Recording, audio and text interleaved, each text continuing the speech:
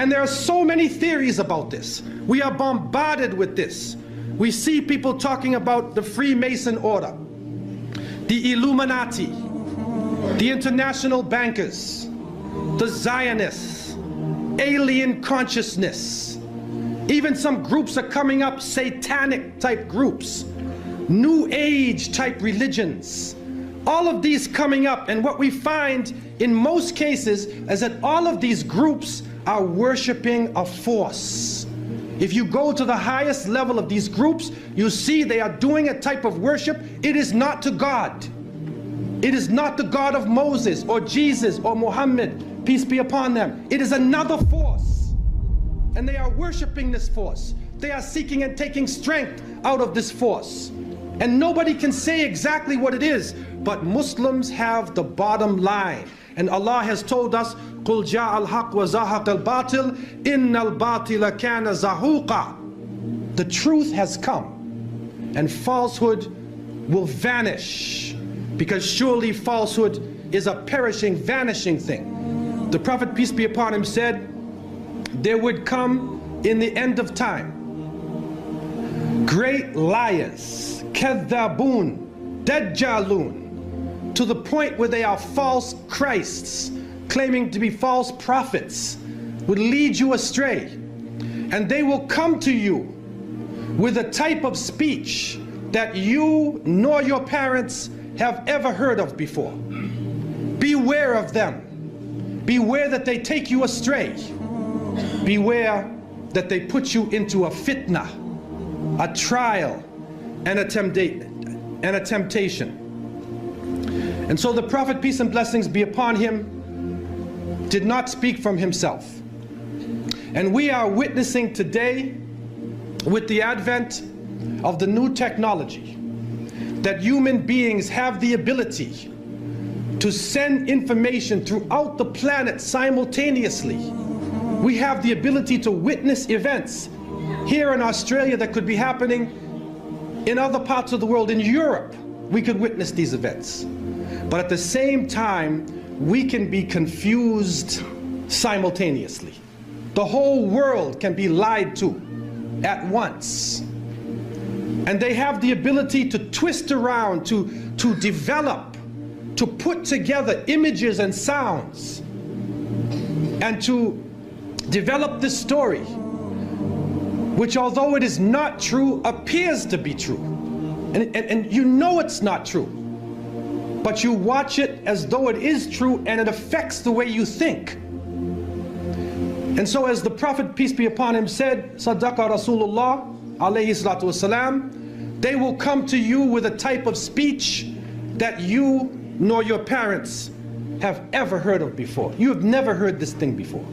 Sadaqa Rasulullah alayhi salatu wasalam. The masses of the people become helplessly preoccupied. Their lives are now bombarded with a series of cultural events. And these cultural events start to become the most important things in their lives. The World Cup, the Major League Series, the rugby, the cricket, the hockey, the tennis. Whatever the sport may be, we see whole nations coming behind sports. And the national heroes become sporting people.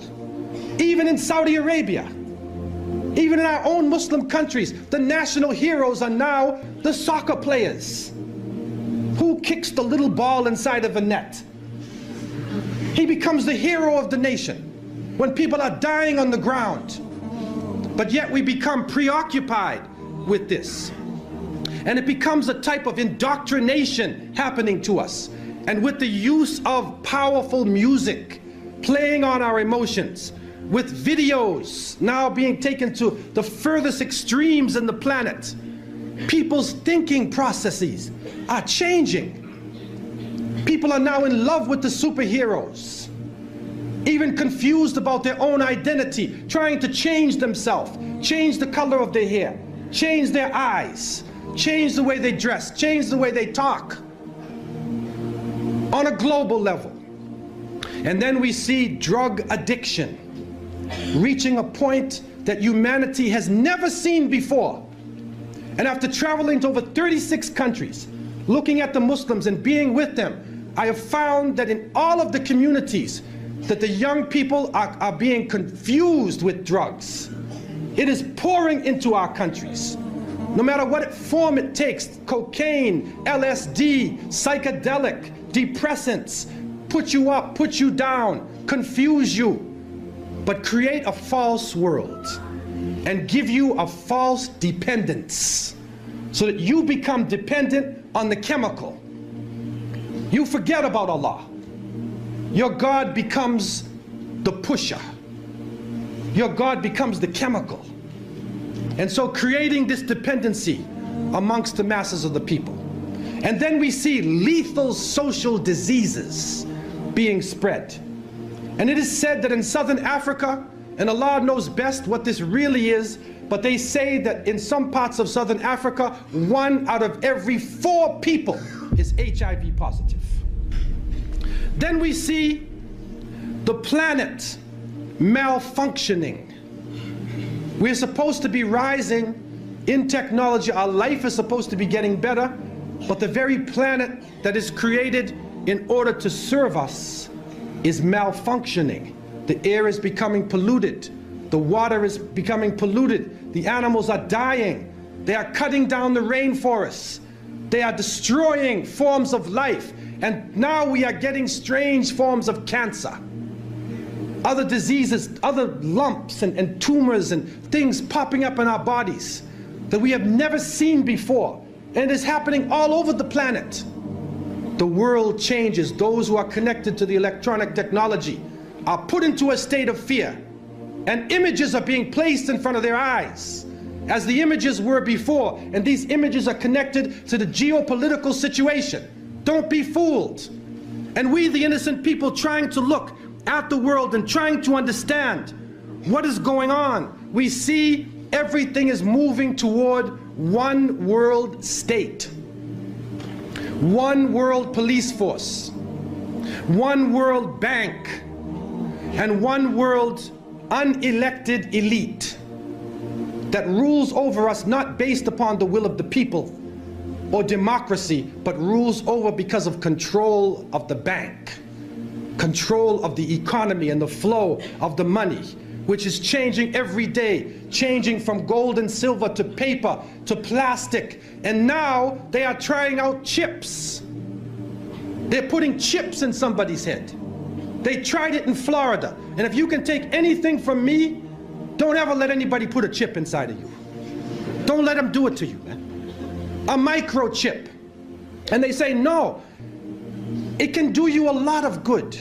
If you're diabetic, it will say you're diabetic. But the problem we're facing is, what else can happen with that chip? What else can be done to the chip? Your emotions could be controlled. Your mind could be controlled. You could even be killed. Wal-iyadu billah. And so the Quran and the Hadith, the revelation, gives the Muslim the bottom line. And we need to work from the bottom line up, instead of from the confusion to the bottom line. And when we go to the bottom line, we find that the Quran talks about in the beginning of time, when Allah subhanahu wa ta'ala had created the creations, and then He created Adam alayhi salam. And He turned to His angels, and amongst the angels was a jinni named Iblis. May Allah protect us from him. There was a jinni amongst them who was so pious and so knowledgeable, he was given a place with the angels.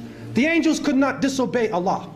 And so Allah told them in the oft repeated verses, Usjudu li Adam fasajadu illa Iblis. He told them, bow down to Adam, and all of them bow down except Iblis. And Surah Al-Kahf told us, Kana min al-jinn. He was jinni. He was not a fallen angel. He refused to bow down.